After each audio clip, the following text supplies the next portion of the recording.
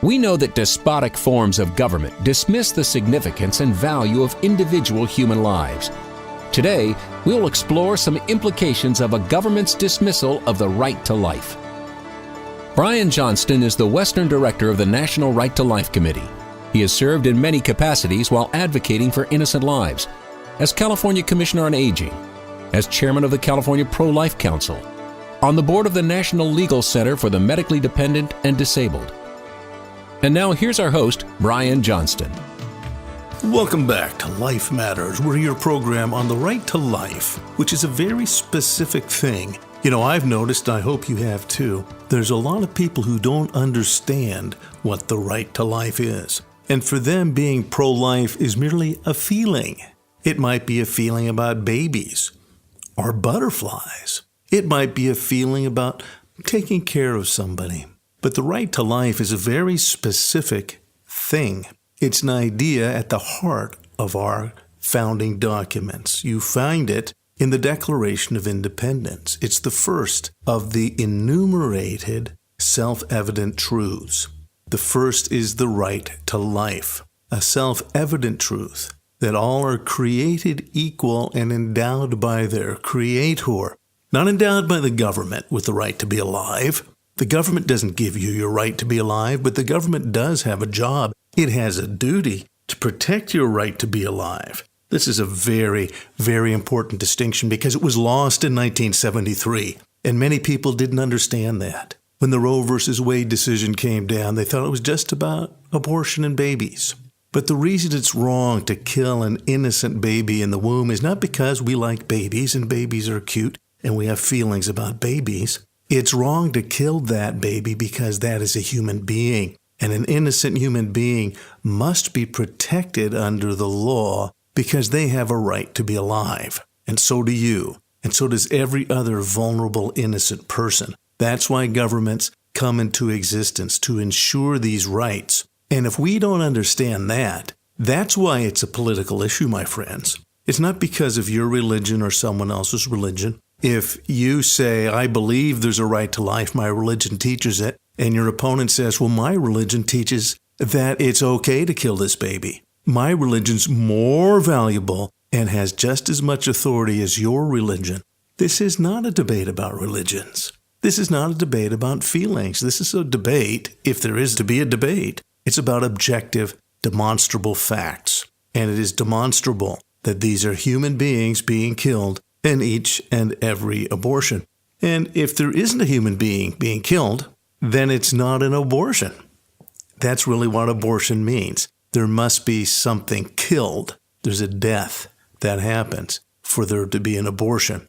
Before a child is conceived, what happens may have some ethical consequences, but it's very different from what you do with your child once it is conceived. And that's what we're facing now in the abortion debate. But as I am implying, there's much more to the right to life than merely abortion. That's merely been the beginning of the removal of the right to life. And now we're seeing that other innocent human beings no longer have the protection of the law. Today, we're going to talk about a very important issue that's come back. And I'm stunned that it's come back. I can't understand why people would allow this to come back. It's related to the larger debate on socialism. How could socialism suddenly be popular again when we have demonstrable facts in Venezuela, in Cuba, in every nation where socialism has been applied, the failure of socialism, and in particular of socialized medicine? If you think that the government is going to take care of you in your health, you've got another thing coming. There's a great story told by Ronald Reagan, and I think it really summarizes the problem with government-sponsored healthcare. As you know, Ronald Reagan was our president during the time that the Soviet Union was our greatest enemy and was seeking to expand Marxism throughout the world. And Reagan told a story that was told to him by a Russian emigre. And it's a joke, but as you know, all good humor contains an element of truth. And in that time, you could, if you saved your money, possibly buy a car in Russia. Not everyone could buy a car. It helped if you were a Communist Party member, but even they didn't have the privileges that the Politburo had. And so the story goes, the Politburo was you might say, the members of Congress, those with real power. A Communist Party member, if they saved their rubles, could buy a car, but there was a waiting line, a queue. And he went down to the car dealership and said, I've saved my money, I'd like to buy a car. And the man looked down, he opened a calendar, and the salesman said, well, you actually will have one available for you in 10 years. 10 years from today? Yes, ironically, 10 years from today. So the gentleman responded, I want to know, is it morning or afternoon? And the salesman was incredulous. Well, what difference does it make? It's 10 years in the future. I said, well, I have a doctor's appointment in the afternoon. And that is the problem. When government sponsors your life, when you think that government is going to take care of you, you're going to be sadly mistaken, particularly if you think the government is going to take care of your health. And if you nevertheless have feelings about how everybody should have good health care, therefore the government should be the arbiter of that, you're following feelings. You are not objectively following common sense. So we're going to talk today about the return of socialized medicine to our culture, at least the argument for it, and the specific proposal for Medicare for all. A nice sounding phrase, but it's full of destruction. It is a cancerous idea in and of itself. When we come back, we're going to talk about what's wrong with Medicare for all. Life Matters continues after this. Do you have a car you aren't using anymore? You can donate your car or boat, mobile home, trailer, or motorcycle, even property, to California Pro-Life Council and get the highest amount possible in a tax deduction. That's right. Our donation program doesn't just turn around and dump the car. Our volunteer team of experts get the car in its best reasonable shape and then sell it at auction to the highest bidder. You get the best tax deduction, and California Pro-Life gets the highest amount that it can to assist us in reaching Californians for life. If you'd like to get the most out of your car, boat, or motorhome, go to CaliforniaProLife.org. Scroll to the bottom of the page and click on Donate Car. That's CaliforniaProLife.org. Your car can make a difference, and make a difference for life. And now back to more Life Matters with Brian Johnston. Welcome back to Life Matters, where your program on the right to life, on the culture that has emanated from that singular idea, and on the battle of ideas, specifically the battle to remove the right to life as a basis for our culture. And that battle is raging right now. If you're not aware of it, then you're going to lose. You're going to hear ideas that will move you off of that foundation, seductive ideas. One is the idea of universal health care, or as it's being presented now, Medicare for all. Candidate Bernie Sanders is the first to launch it with the Democrat Party, but it's now being picked up by all the other nominees. And it proposes that since we have Medicare for those who are later in life or those with a disability, we should offer that to everyone. The fact, though, is that this is absolutely untenable. There's several things to consider, though, first. I want you to think about what healthcare means. It's the health of your body. Now remember, you live inside your body. As you and I speak to each other as we go through life, we're not that physical body. That's merely where we live. I live inside my body. I have determined I want to take care of my body for as long as I can because I live here. And if your body fails, if it fails, then you're going to have to leave your body. That's what's called dying.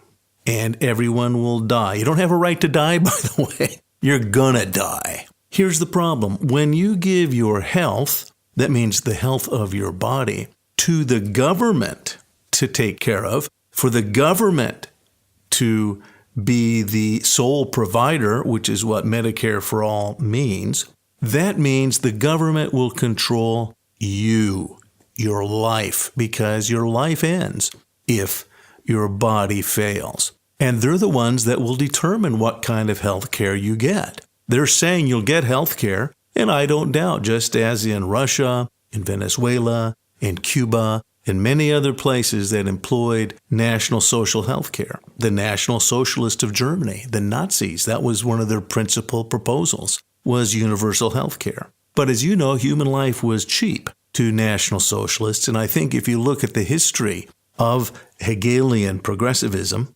Hegel is the basis for Marx. It's the basis for National Socialism. Human lives are mere things in the flow of history, and human lives ultimately are dispensable in that world. Our form of government is the opposite. Our form of government says human lives are the purpose for government to come into existence, that to secure those lives, that is to protect them, governments are instituted. It didn't say that governments are supposed to give you lots of benefits. It's the governments are to protect your life. And a just government is to be judged to the degree that it protects your life. Now, the irony is people don't understand that. They don't understand what the founders have given us in America. And we have a unique form of government. Throughout history, we are that shining light on a hill. People from all over the world come to the U.S. I am the son of immigrants. My folks came from Ireland. As we go through this program, I'll tell you I have relatives in Ireland still and in the UK, and I have good friends that have gone to Canada, and I'll be honest, paid the price. So let me tell you about that first. My dear friend with whom I taught many years, David Warner, got a professorship in Canada. And while he was there, he was diagnosed with multiple myeloma, cancer. Here's the problem with Canadian healthcare. They're very polite people. It's very nice, and the government did pay for what they did. The question is, what did they do? And that is the problem with all insurance. Think about it. Think about any kind of insurance. You don't get insurance on your house to keep baseballs from coming in the window because that's not very expensive. It's for catastrophic situations. You want insurance for your health, particularly for those catastrophic illnesses that you couldn't personally pay for, the ones that are really going to be hard. And that's where universal health care fails. It fails in the very purpose for having insurance, because insurance is there for the really tough stuff. And in the case of David Warner, again, a very good friend, they did diagnose the cancer, and they did, quote, treat it very gradually. And they intentionally, and if you talk to people who live in the UK and Ireland as well, and in Canada, what's known as the queue. You might be able to go down and see a doctor today if you need some aspirin, or maybe even if you broke your arm. But what you really need are those terrible situations where you might have cancer or some other deleterious illness that's going to really rob your life. That's when you need insurance. And unfortunately, that's when the queues start. Now, we don't use that term queue in the U.S. very much, but it refers to a line. Take a number. Do you remember at 31 Flavors? If there was a line at the ice cream store, you took a number and you waited. And that's what happens under government-sponsored health care. You wait. And my good friend David, he would go to an appointment. They'd find out his white blood cell count. They'd take the blood test. They'd send him the results, and they'd say, come back in 6 months. That's not how you treat cancer, my friend. That's not how you treat cancer in the United States of America. And if you have cancer, don't let yourself be treated that way. He finally did move back to the United States, but we lost him because it had progressed too far. And the problem with any type of insurance, remember this, again, whether it's on your car, on your house, on your life, make sure that you have insurance that will step up for those very, very catastrophic situations. That's why you have it. But the problem with government healthcare insurance is that's the very place they fail. And the way they fail is by not stepping in a timely manner. They fail by letting you essentially die. Oh, they might give you pain medication. Yeah, well, you need more than that. So please think about the overarching concept of government-sponsored healthcare and what it means. I'm going to have us listen right now to our good friends. I've got about 2 minutes of a great summation that's come to us from the Heritage Foundation, talking about Medicare for all and comparing it to where, again, you'll hear praises for Canada. You'll hear from Bernie. He'll talk how wonderful Canadian healthcare is, or the UK health system. I know doctors. I have within my extended families doctors in the NHS in the UK, in England. And you need to know it's not what they crack it up to be. They don't get to treat patients to the degree they would want to. Their hands are tied. But let's listen first to this little report from the Heritage Foundation. Here's a look at what these bills would do. Both bills would outlaw virtually all private and employer-sponsored health plans that currently cover 181 million Americans. Millions of federal workers and their families who get their coverage today through the popular and successful Federal Health Benefits Program would also lose their health plans. Ironically, quote-unquote Medicare for all would also eliminate the Medicare, Medicare Advantage, and Medicare supplemental insurance programs now covering over 58 million senior and disabled Americans. And Medicaid and children's health insurance programs now covering over 73 million more would also be eliminated. So what would our healthcare system look like instead?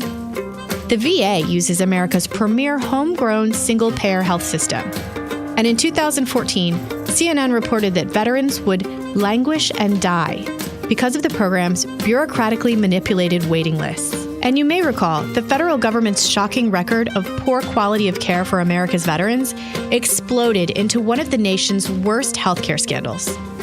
Yet advocates of these proposals promise that total government control over American healthcare will secure higher quality care at lower costs. A look at Britain's National Health Service, the granddaddy of single-payer healthcare, shows that long waits for care is the perennial feature of the system. It's true, of course, that the British spend less than Americans on healthcare, but they also get less. In December of 2017, almost 1/3 of NHS regional directors reported that they were unable to deliver comprehensive care. And in January 2018, the NHS canceled more than 50,000 non-urgent surgeries, and British doctors charged that their patients were being subjected to third-world conditions.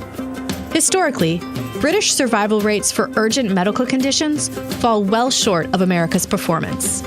British patients have less access to advanced diagnostic technologies, such as MRIs and CT scanners. And on a per capita basis, they have fewer doctors and nurses than almost every other Western industrialized country. So again, that's a clip from the Heritage Foundation. You can see more information on that at the Heritage website. Or I recommend, too, go to the NRLC website, National Right to Life Committee, nrlc.org, and go to the Medical Ethics Department on our webpage. And there you'll hear about rationing, about the Medicare program, about universal health care, and the costs, because the costs will be great. Let me summarize again what you just heard. In essence, yes, what universal health care or Medicare for all promises is that there'll be less spent on health care, and it's going to be shared with everybody. But here's the reality.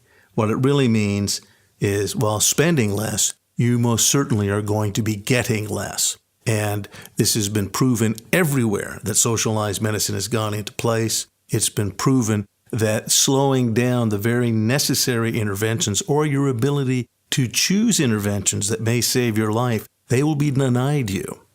They will be rationed. And that is very ominous. Remember, we're talking about controlling the health of your body, which is your life. The government will control your life under universal health care. Please don't be seduced by this very cancerous idea. We'll be right back after this. You're listening to Life Matters. Hi, I'm Kevin Sorbo, and I was very excited when I heard about LifeFest Film Festival.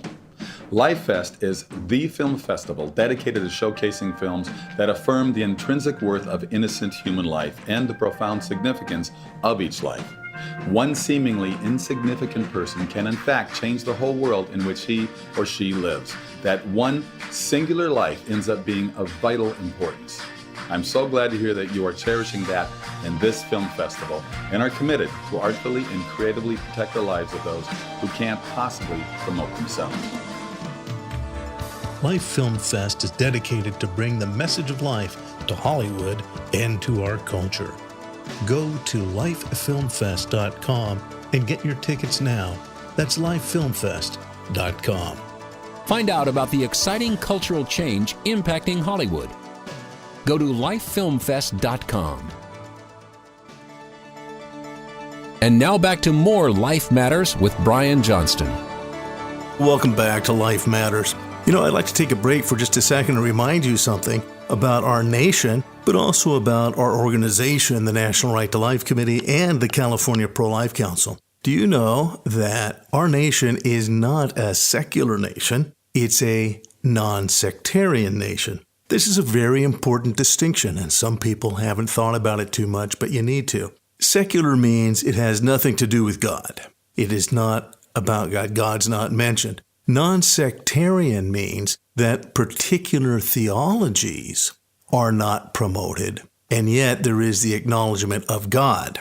And I have to tell you this, that acknowledgement of God is essential because, as we talked about at the beginning of this program, and I'll be honest with you, in every one of our programs on Life Matters, we talk about the right to life. The right to life means that there's a higher law by which governments must be governed. That's right. The government has a duty to protect your right to be alive, and you know the answer. I'll just ask you, who gave you your life and your right to life? That's a God-given right. And our founders said that in our founding documents, that we have a creator. An important premise, if there is no higher authority than the government, then you're going to live through a government hell. And by that I mean, read any dystopic novel about a government that controls everything in someone's life. That's what we will have if there is not a higher law to which we hold the government responsible. And that's what our government does. Our founders said that this government must be held to account to these higher laws. Again, if you think we're a secular culture, then I suggest you get a coin or a dollar bill out of your pocket and read it, because it says, "In God we trust." Now, it doesn't go into theology beyond that. It doesn't go into particular nuances of any particular sect, and that's what non-sectarian means. But it does assert the premise that there is a God, that someone made all of this, and we are part of this creation, and we're endowed by our Creator with this right to be alive. Such an important premise. Without that premise, we cannot invoke a higher law to say that this is right or this is wrong. Anything goes. If there is not a creator, then anything goes. And that's the reason we have our freedoms, is because we believe and we're committed to the fact that we have a common creator. Beyond that, we're going to let you work out your personal theology. But if you say there is no God, then you're not going to be able to function well. And I'll be honest with you, you're not going to make very good decisions, because all of your decisions will be out of your own head and no sense of a higher standard.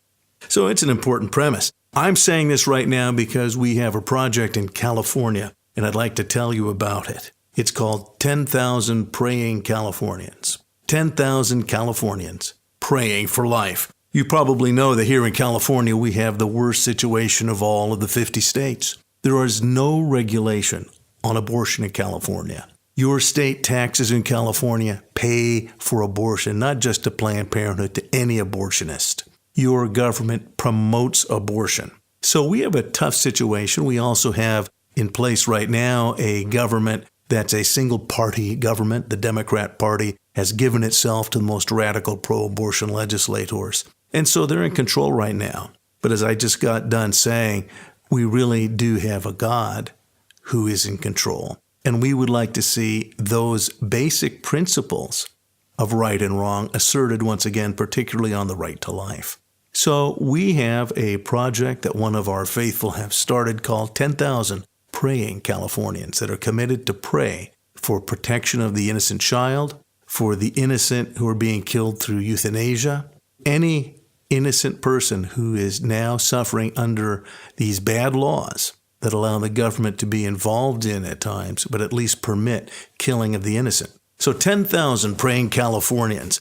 If you would, go to CaliforniaProlife.org. That's CaliforniaProlife.org, and go to 10,000 Praying Californians and sign up or tell your friends at your church that you want to pray for life. Pray to restore the right to life in California.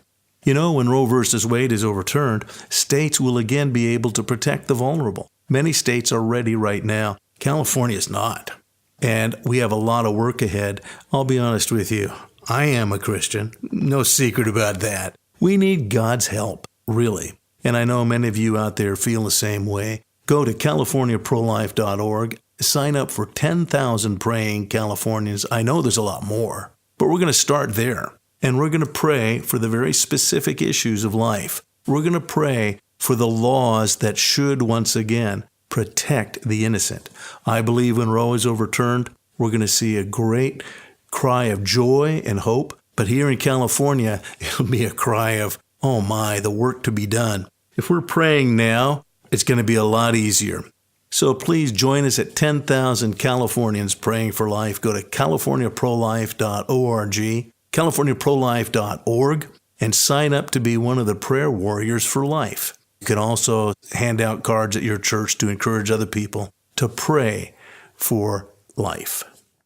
I'd like to remind you that right now Life Matters is having a fundraising drive. That's right. We're on numerous stations throughout California, and we've been offered more opportunities in some of the most populous parts of the state. We've been asked to get our stuff on the air, but there are costs involved. If you could go to lifematters.life or go to the California Pro-Life website and click on the Life Matters button, you're going to see an opportunity at Life Matters to help out. There's a pledge drive. Many people have joined in. We want to make sure that the right to life is discussed publicly, obviously in your church, but discussed by those who need to know. This is the place you go to find out about the bills that are being proposed, find out about the changes that are coming in the law, and find out about the dangers to innocent human life that are looming every day. It's also the place you come to get equipped for the battle that you must be in. It's not just for me or the handful of volunteers throughout the state that deal with their legislators or speak publicly at public meetings. It's for you and the people in your church to be equipped to understand the nature of this battle for life and the issues of life. If you want to help Life Matters, we really appreciate it. Go to California Pro-Life webpage, click on the Life Matters banner, and there on the Life Matters website, you'll see Help Life Matters, and you'll see the opportunity to pledge, be part of this important pledge drive to change the mind of California. Learn more about everything in today's show online at lifematters.life, where you'll find all the resources you need to protect life. Life Matters is a production of the California Pro-Life Council, the state affiliate of National Right to Life. Wherever you are in the nation, you can find out more at National Right to Life. You can find vital pro-life information and also find the access to your state and local Right to Life affiliate. Get informed and get involved.